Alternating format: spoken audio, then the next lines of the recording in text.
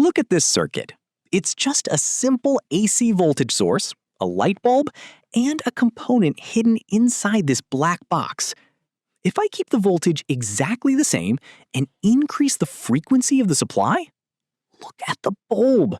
It goes from completely dark to blindingly bright. On the other hand, if I turn the dial back and decrease the frequency, the light bulb goes dark again.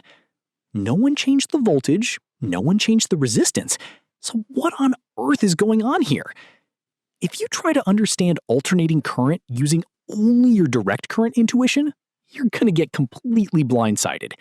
Today, we are breaking past the limits of resistors and uncovering the true hidden mechanics of AC circuits. In a standard DC circuit, everything is simple. Current flows in just one direction, like water through a pipe. You have a voltage, a current, and a resistor opposing that flow. It's linear, it's predictable, and it follows Ohm's law perfectly. But the moment you switch to alternating current, the rules change. Instead of a steady stream, the current constantly reverses direction, sloshing back and forth. Because of this constant motion, we can no longer describe an AC circuit with just a single number. We have to look at the anatomy of the AC wave itself. First, there's the peak current and voltage, which represent the absolute maximum height the waves can reach. But since the voltage is constantly fluctuating, engineers rely on the RMS, or root mean square voltage and current. This value tells us the effective DC equivalent power the AC wave actually delivers. Next, we have the period, which is the exact amount of time it takes to complete one full up and down cycle. Using that time frame, we can calculate the speed of the sloshing. We call this frequency, the number of complete cycles per second. We can also express this as angular frequency, which is represented by the formula omega equals 2 pi f. Now, here is where standard resistors fail us. An ideal resistor doesn't care about frequency, but real-world circuits are filled with invisible magnetic and electric fields. To control those fields, we need components that don't just blindly resist current, they react to it. Enter our first frequency-dependent component, the capacitor. Physically, it's just two conductive plates separated by an insulator.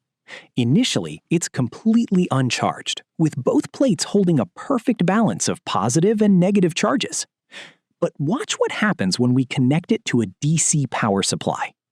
Electrons are pulled from one plate toward the positive terminal of the battery, while electrons from the negative terminal rush in to fill the opposite plate. The capacitor is charging. But this flow can't last forever. The moment the voltage across the plates equals the supply voltage, the movement of electrons grinds to a halt. Just like that, the current stops, and the capacitor acts as a complete open circuit window. But what happens when we plug that same capacitor into an AC source? Now, the voltage is rapidly flipping back and forth.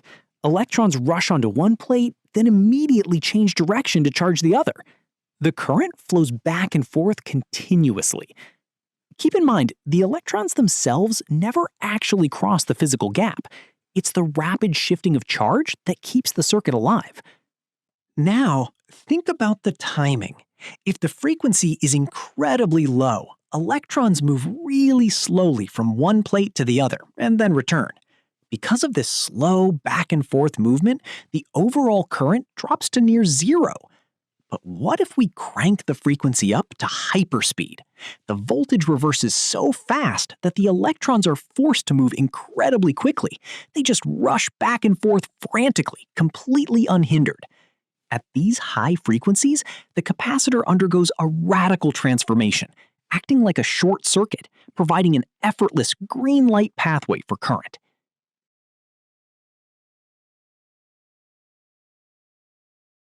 Now, let's look at the exact opposite behavior, the inductor.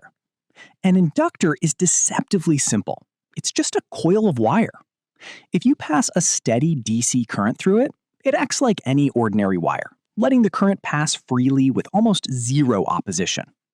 But remember the fundamental rule of electromagnetism. Whenever current flows through a wire, it creates a magnetic field. And if that current changes, the magnetic field must change too. This is exactly what happens when we connect an AC source.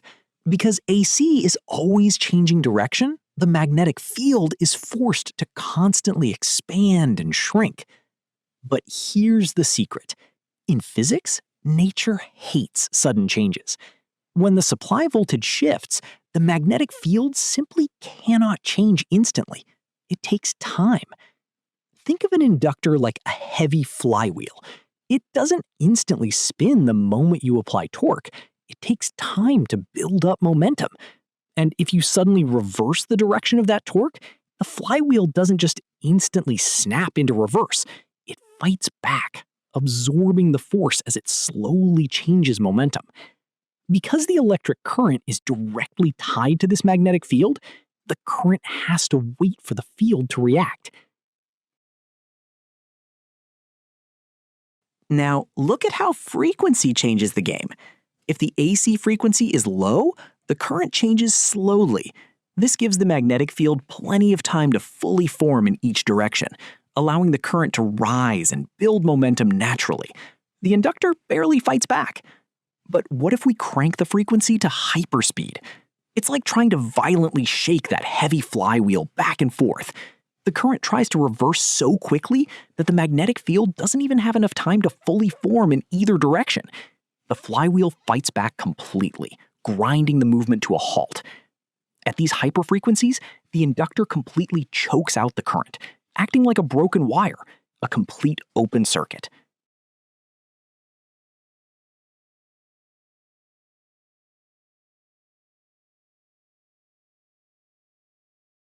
Look at what we've just discovered. The capacitor blocks low frequencies and passes high frequencies, while the inductor passes low frequencies and chokes out high frequencies. They are both opposing the flow of current based entirely on the frequency of the circuit. But here's the ultimate twist. Unlike resistors, they don't get hot. They don't waste energy as heat. Instead, they temporarily store it in electric and magnetic fields, then give it right back to the circuit. Because of this, we can't just call it resistance. It's doing something completely different. It is reacting to the change. This frequency-dependent, completely lossless opposition to current needs a new name. We call it reactance, and it's symbolized by the letter X. Understanding how reactance forms the foundation of AC circuits is the ultimate secret to unlocking everything from radio tuning and audio filters to massive power grids. In our next video, we are going to dive into the exact math behind reactance and reveal why adding these AC voltages together will completely break your standard calculator, unless you use imaginary numbers. If you want to support the creation of these animations, consider joining our Patreon community. Hit that subscribe button so you don't miss the next video, and I'll see you in the next phase. Thank you for watching this educational video today. Goodbye!